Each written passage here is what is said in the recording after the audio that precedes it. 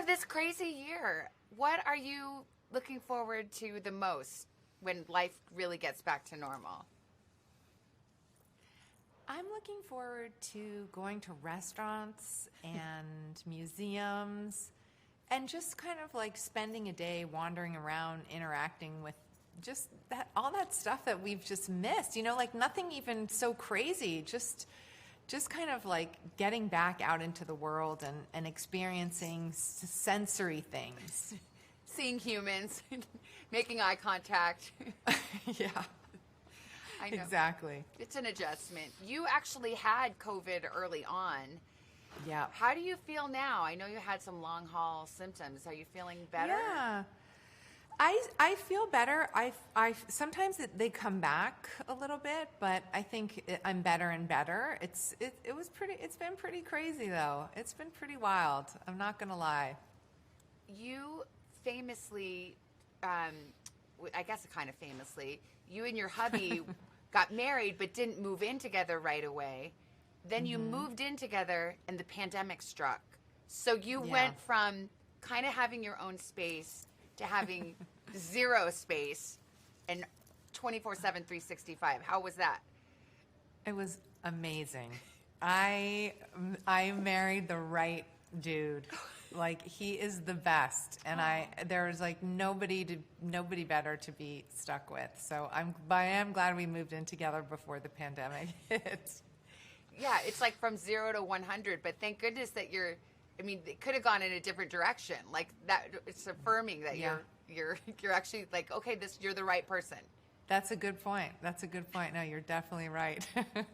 How has it been home with your kids? Because he's got 2 teenagers, you've got 2 teenagers. It's been the best. I mean, it's like, there are some really significant, profound silver linings from this crazy 12 months. And that time with the kids has been definitely on the top of the list. And, we were just saying last night how it was amazing to, with teenagers, they're usually having dinner. Like, we always eat all together, but then it's like they're rushing off to do X, Y, and Z. And for the last 12 months, we've all just had these long, lingering, wonderful conversations at meals and, visits where, my daughter will just come in and kind of lay on the couch and kind of catch up. And, that to me has been the most precious gift of this whole time. I mean, it's a dream. Your teenagers, when I was a teenager, I found my parents to be deeply embarrassing and uncool. But your kids are lucky. They have two cool parents. Like, do they see it that way? No. My daughter thinks we're totally embarrassing. My daughter makes fun of us all the time, and she always has. It's pretty funny. I think my son thinks we're pretty cool, maybe. But he just turned 15, so maybe he'll start to get a different opinion soon. He might turn into the skeptical, dark teenager. Yes. It happens. Well, you have Goop is just going great. You continue to be a mogul. You've got a new skincare line. You have a gadget that shan't be mentioned that's sold out. Can you believe? Are you ever still surprised that this has just taken off the way it has? Yeah, it's so funny because when you work so hard at something for so many years, and it feels like it's almost growing in increments that you can barely notice. So I think it's so important sometimes to stop and be like, wow, we actually got somewhere. Like, we're a brand that means something to people, and we're so proud of the things that we make and what we put into the world, and people are actually reading it and coming to the site. So I've been trying actually to stop and take stock a little bit more and appreciate a little bit more lately what we've been able to build. You've got this new skincare line. Apple, your daughter, is actually a big part of the launch. How did that come about? Well, this so we have a couple of different lines. One is the Goop Glow line. So it's all about like super healthy glowy skin and how you get it from the inside out, and amazing ingestible product and topical product. And we were doing this moisturizer, this light glow moisturizer, and partly because she's very into makeup and skincare, and she loves the Glow line. And so she was like, you guys should make a light moisturizer that has gives you like a little bit of a glow. So she was sort of part of the product development process. And so that when it came out, I was like, oh my gosh, should I let her be in the picture or not? Because she wanted to be in the picture, so we decided to let her. But it's nice. It's nice when it feels like your family's contributing to what you're doing and the things that you're making, and to have that kind of support. And like my mom was a model for me last summer with our Goop jeans line. And so it's so nice to have like these two generations of women who love you being supportive. It's so sweet. Well, I love her TikTok video. First, my mom drinks her Goop Glow Super Powder, and she eats nothing except for dates and almond butter. She's basically trolling you. That's what she does all the time. That's what I was telling you. Constantly. She's saying my mom she's been on a cleanse since I was born, and she's always drinking a smoothie and making candles, and she's even teasing you about Goop's focus on a certain female body part. Yep, that's right. I get it all day long. I mean, she's so funny. It's funny, one of my best friends from growing up, a guy named Tony Linnes, he was like, because my father was really funny, and he always says she's the non-recessive Paltrow humor gene. She is really she's sassy. She's super sassy. Oh yeah, big time. She's powerful, and she's articulate and funny, and I love that kind of dry, sassy sense of humor. Do you think she'll go into the family business? At this point, what is the family one? business? Yeah, exactly. Yeah, which one? I don't know. She's very, it depends day to day. She's really interested in a lot of things. She's really interested in history and political science and law. And, she loves the art. She's amazing so I don't know. I think both of my kids are sort of like, we don't want to think about what we want to do. We just kind of want to see what unfolds. And, because I think as parents, we're like, wow, I wonder what direction they're going to go in. But they have time. We don't have to push it. They do. Yeah. It's true. I was listening to a podcast you did, and I thought it was so interesting. You talked about your dad, and you talked about your upbringing. And even though you had two famous, successful parents, and you had a lot of opportunity, it was so interesting to me. You talked about how your dad kind of said, once you're out on your own, you're on your own. You can go for it in acting, you can go for it in Hollywood, but it's on you. I mean, I thought that was really cool and interesting, but also hard to do as a parent. Do you feel you could pull that off now? I think that was one of the most valuable things he gave me, was saying, look, you're growing up in a privileged environment, but this is my money. This is not yours. And when you leave home, we're done. I'm never giving you a penny. And he stuck to it. It was a great lesson. And I had to learn how to completely fend for myself. And I thought that he would offer a safety net, and he didn't.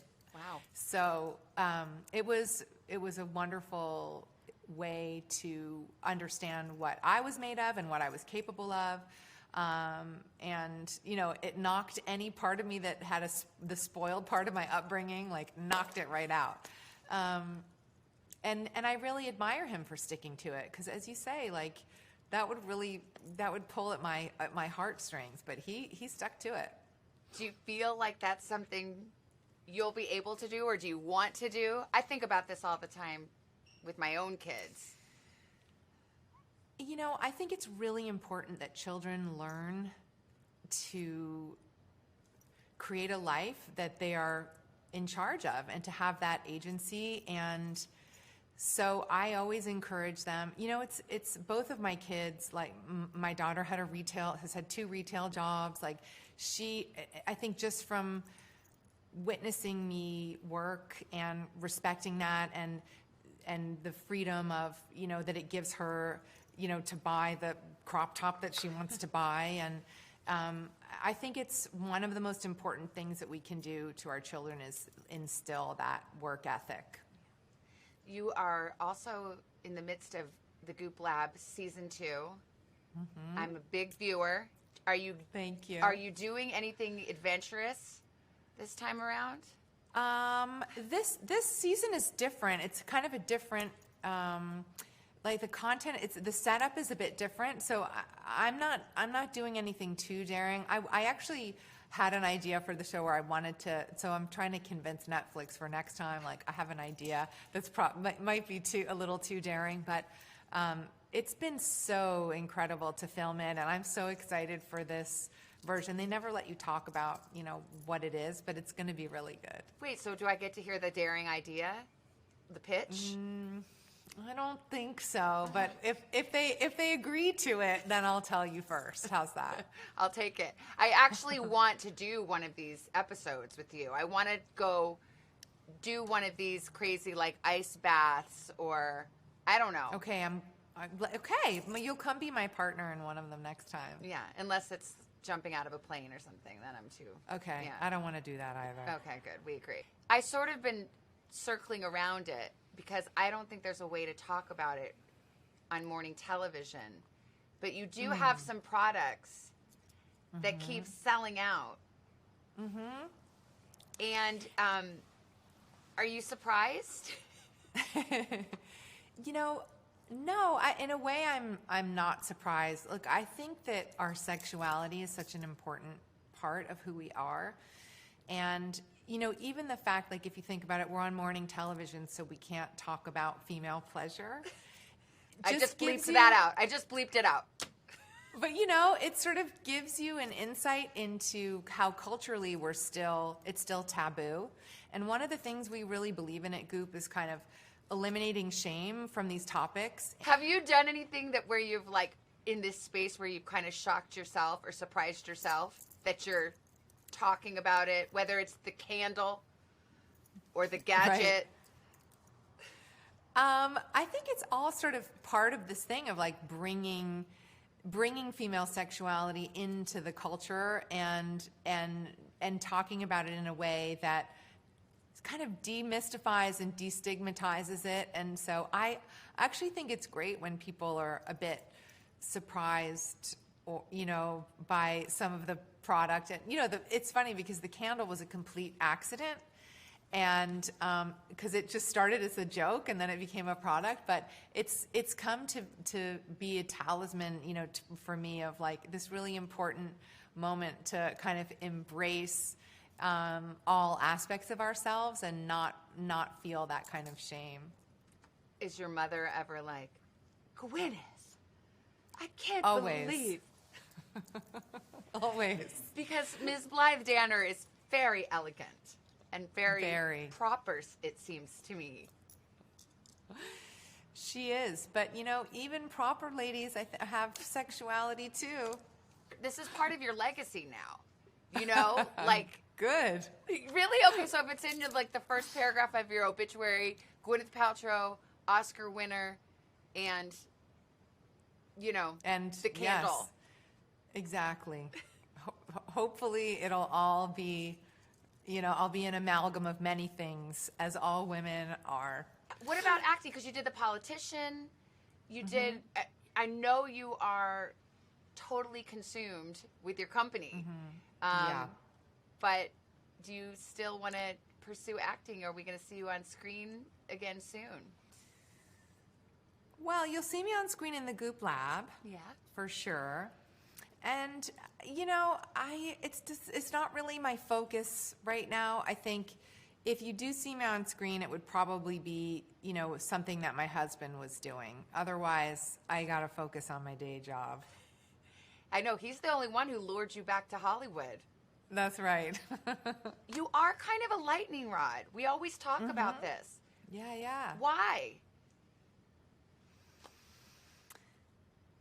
You know, I think I know, but I don't even know that I feel like it's my job to not engage in the opinions about me, good or bad, positive, negative, over time. It's like, I'm really focused on, you know, what I'm doing. And I think it's actually, like, especially at Goop, what we're putting into the world is actually really important and moving culture forward. And if I started to get upset about people's responses to whatever, you know, it might pull me back from that. So I try just not to pay too much attention and really stay in my integrity and move forward.